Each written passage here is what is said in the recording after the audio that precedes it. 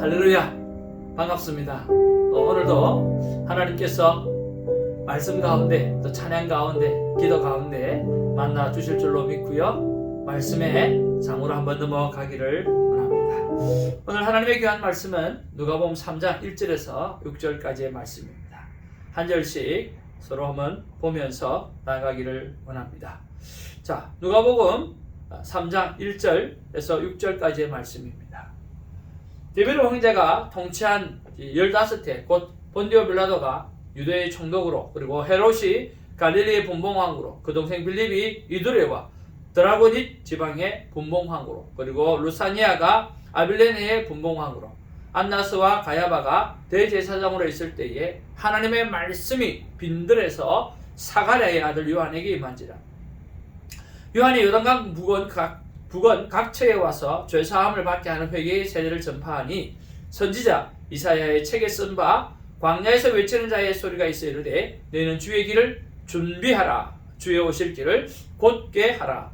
모든 골짜기가 메워지고 모든 산과 작은 산이 낮아지고 굽은 것이 곧아지고 험한 길이 평탄하여질 것이요 모든 육체가 하나님의 구원하심을 보리라 함과 같으니라. 아멘. 자, 여러분, 오늘 본문의 말씀을 가지고 우리가 무엇을 묵상할 수 있을까? 하나님께서 우리에게 어떤 순종을 요구할 수 있는가? 한번 생각해 보기를 원합니다. 누가복음 전체를 우리가 묵상하면서 우리가 계속해서 반복해서 우리가 묵상해야 될 부분이 있다라고 말씀드렸는데, 그것은 바로 예수 그리스도의 현재성입니다. 정말 예수님이 내 삶에 직접 함께하고 계시고, 그리고 동행하고 계시고, 그리고 내 삶 가운데 아주 디테일하게 역사하고 계시는, 응답하시는 그런 하나님을 느끼고 오늘 깨닫자라고 하는 것이죠. 마치 욥이 들었던 하나님을 보다 이제는 보시는 하나님을, 보는 하나님을 보게 되어짐으로 회개가 터져 나오고 그의 믿음이 확실해졌던 것처럼, 오늘 우리의 믿음이 정말 확실해지는 그런 누가복음 묵상의 시간이 되어지기를 바랍니다. 자, 그런 면에서 오늘 본문 말씀은요, 정말 예수 그리스도의 현재성에 대해서 누가가 얼마나 예를 쓰고 있는가라고 하는 것을 정말 잘 알려주고 있다는 생각을 하게 되었습니다. 보통 성경을 보면 디베르 황제가 통치한 지 15해 이 정도 하고 이제 역사적으로 이야기하고 그래 넘어갈 때도 많이 있잖아요. 그리고 이것도 없이 바로 이렇게 이야기하는 경우도 참 많이 있어요. 그런데 누가는 정말 예수 그리스도께서 이 땅에 존재하신 분이고, 이 땅에 예수 그리스도가 제대로 사역하셨던 그런 현재성이 있는 그런 분이라고 하는 것을 역사적으로 분명하게 이야기하고 있어요. 자, 디베르 황제가 통치한 지 15해, 15년 되었다는 거죠. 자, 그거로 끝나는 것이 아니라 본디오 빌라도가 유대 총독으로 있었다라고 하는 거예요. 또 그것으로 끝나는 것이 아니라 헤롯이 갈릴리의 분봉왕으로 있을 때, 또 그의 동생 빌립이 이두레와 드라고닛 지방의 분봉왕으로 있었고, 그뿐만 아니라 루사니아가 아빌레네의 분봉왕으로 있을 때라고 하는 거예요. 역사적인 사실을 한두 개가 아니라 몇 개씩 이야기하고 있어요. 그뿐만 아니라 이거는 권력을 잡은 사람이잖아요. 근데 그 시대에 바로 대제사장, 종교적인 지도자에 대한 이름도 기록하고 있어요. 안나스와 가야바가 대제사장으로 있을 때 하나님의 말씀이 빈들에 임했다라고 말하는 거죠. 그런 면에서 우리가 묵상해야 될 포인트가 무엇일까라고 하는 거예요. 바로 그 예수님이 십자가에서 나를 위해서 돌아가시고 나를 위해서 부활하시고 right now, 바로 지금 우리와 나와 함께 하신다라고 하는 사실을 믿어야 한다라고 하는 거예요. 그 믿음을 가지고 내 삶에 직접 함께 하시고, 내 삶에 직접 동행하시고, 내 삶 가운데 오늘 나의 기도에 응답하시는 그분이 오늘 right now 내 안에 계신다라고 하는 그 믿음으로 우리가 나아가야 할 것입니다. 그 믿음을 가지고 오늘 우리가 해야 될 일이 뭘까요? 나에게 직접적으로 함께 하시는 그런 믿음을 가지고 살려고 하는 그런 노력들이 우리 안에 있어지기를 원하는 것이죠. 자, 그런 면에서 나는 얼마나 예수 그리스도의 현재성, 나와 함께 하고 계시는가 라고 하는 것을 느끼는가 하는 것들을 한번 생각해 보기를 원하고 묵상해 보기를 원합니다. 정말 리얼 예수 그리스도, 그분이 내 안에 계십니다. 두 번째 우리가 묵상해야 될 것은요, 오늘 이 디베르 황제에게 말씀이 임한 게 아니에요. 그렇죠? 그리고 본디오 빌라데 총독에게, 황제에게 말씀이 임한 게 아니고, 총독에게 임한 게 아니고, 분봉왕에게 임한 게 아니고, 무엇보다 안나스와 가야바라고 하는 대제사장에게 하나님의 말씀이 임한 게 아니에요. 누구의? 빈들에 있는 바로 요한에게 임했다는 거예요. 요한이 하나님의 말씀을 받았다. 하나님의 말씀이 빈들에서 사가랴의 아들 요한에게 임했다라고 말씀하고 있다라고 하는 거예요. 하나님의 말씀은 황제나 총독이나 분봉왕이나 대제사장이나 이런 기하성 같은 존재가 있음에도 불구하고 오늘 빈들에 있는 요한에게 임하는 것을 보게 되었습니다. 그렇다고 하면 우리가 한없이 부족하지만 오늘 이 새벽에 기도하러 나온, 오늘 이 영상을 듣고 계시는 여러분에게도 하나님의 임재가 있을 수 있고 하나님의 역사가 있을 수 있다는 거예요. 그래서 그것을 믿음으로 받아들이자라고 하는 것입니다. 오늘 하나님께서 우리에게 임재하십니다. 하나님께서 우리를 역사하십니다. 하나님께서 우리를 간섭하십니다. 그래서 우리가 해야 될 일은 뭡니까? 오늘 성경에 보니까 나는 너를 애굽 땅에서 인도하여 낸 여호와 하나님이니 내 입을 크게 열라, 내 입을 크게 열라, 내가 채우리라 라고 약속하시고 말씀하신다라고 하는 거예요. 그런 면에서 우리가 묵상 포인트는요, 오늘 마음껏 기도하자는 거예요. 마음껏 기도하자는 거예요. 입을 크게 열라, 넓게 열라고 말씀하시고 하나님께서 채우겠다고 말씀해 주시니까 특별히 이번 2022년에 하나님 새롭게 새해에 세운 교육들 있잖아요. 그것들을 가지고 오늘 막 멋지게 큰 비전을 가지고 우리가 기도하자는 거예요. 마음껏 기도하는 시간이 되었으면 참 좋겠어요. 그래서 새해에 세운 목표가, 계획이 다 이루어질 수 있도록 입을 크게 벌리고 오늘 기도하는 시간이 되어지기를 바랍니다. 하나님이 반드시 채워주시리라고 하는 믿음을 가지고 말입니다. 우리가 또 세 번째로 오늘 본문의 말씀을 보면서 우리가 느끼고 깨달아야 될 것은요, 오늘 요한이 요단강 부근 각처에 와서 제사함을 받게 하는 회개의 세례를 전파했다, 그렇게 말씀하고 있어요. 자, 요한이 어디에서 말씀을 받았습니까? 요한이 빈들에서 있는데 하나님 말씀이 임했잖아요. 그래서 오늘 어디에 내려왔죠? 오늘 요단강 부근으로 내려왔다는 거예요.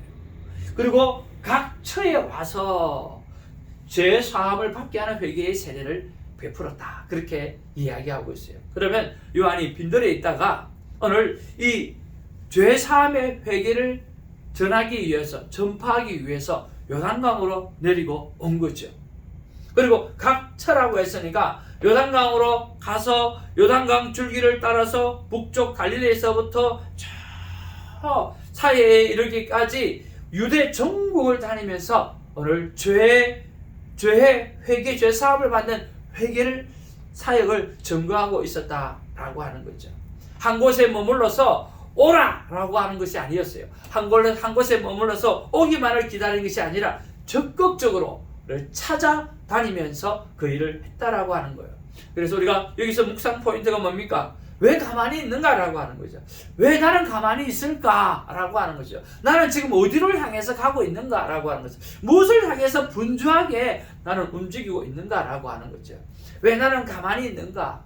하나님 앞에서 적극적으로 전도하고, 적극적으로 하나님의 사랑을 알리고, 적극적으로 그리스도의 이름으로 신방하고, 큐티의 삶과 또 큐티 나눔방의 참여를 격려하고 자랑하고 하는 일을 조금 적극적으로 해야 되고 있는데, 왜 나는 소극적으로 오늘 신앙생활을 하고 있는가라고 하는 것을 생각해 보자는 거예요.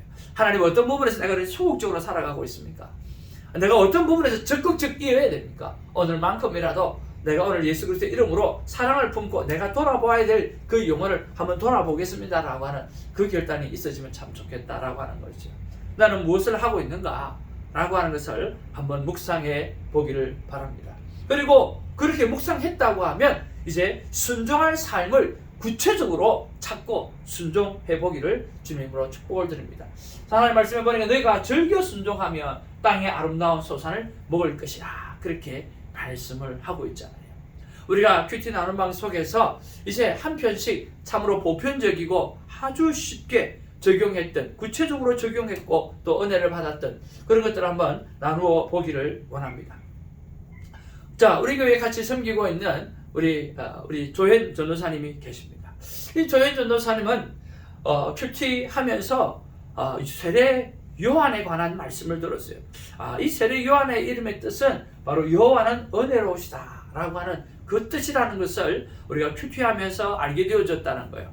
그러면서 맞아, 나도 내 아들 이름이 피로고 내 아들 이름이 매튜인데 이 이름에 정말 예수 그리스도의 12제자다, 예수를 좀 제자처럼 살아라, 그렇게 생각하고 이름을 짓기는 했지만 이 요한의 이름에 속뜻이 요한은 은혜로우시다 라고 한다고 하면 피로라고 하는 속뜻이 있을 것이고 또 매튜라고 하는 뜻이 있을 것이다 라고 하는 생각을 하면서 찾아보았다 라고 하는 거예요. 그러니까 오늘 이 피로라고 하는 것은 바로 반석이라고 하는 뜻이고 또 이 반석에서 떼어낸 돌, 조약돌 또는 바위 위에서 떼어낸 돌이라고 하는 그런 뜻이 있더라는 거죠. 여러분, 어떤 신학자들은 이렇게 해석합니다. 자, 어떤 신학자들은 반석이라고 해석하고 어떤 신학자들은 반석에서 떼어낸 돌이라고 하는 말도 합니다. 어떤 것이 정확한지는 모르겠지만 다 괜찮은 것 같아요. 반석이 누굽니까? 반석은 예수 그리스도잖아요. 그러면 베드로는 예수님의 수제자잖아요. 그런 면에서 그 반석이신 예수 그리스도에서 떼어난 그 돌이 베드로다, 이렇게 해석할 수도 있는 거죠. 그러니까 정말 베드로가 반석이구나 그러는 거죠. 근데 여러분, 베드로라고 하는 그 반석 위에 교회를 세우겠다라고 하는 그 뜻은 베드로 위에를 교회에 세우겠다는 그런 뜻이 아니라 베드로가 고백을 했잖아요. 너희는 나를 누구라 하느냐라고 예수님이 이야기했을 때 베드로가 이야기해 주는 그리스도시여 살아계신 하나님의 아들이라고 말씀했잖아요. 그 신앙 고백이 반석이라는 거예요. 그 신앙 고백을 할 수밖에 없는 그 예수 그리스도가 반석이라는 거예요. 그래서 그 위대한 반석 같은 신앙 고백 위에 하나님의 교회를 세우겠다라고 말씀하시는 거죠. 그래서 참 우리 전도사님의 아들 이름 참 잘 지었다. 정말 반석이고 그 멋진 신앙 고백 위에 주님의 몸된 교회를 세우겠다고 했으니까 얼마나 귀하고 아름답습니까?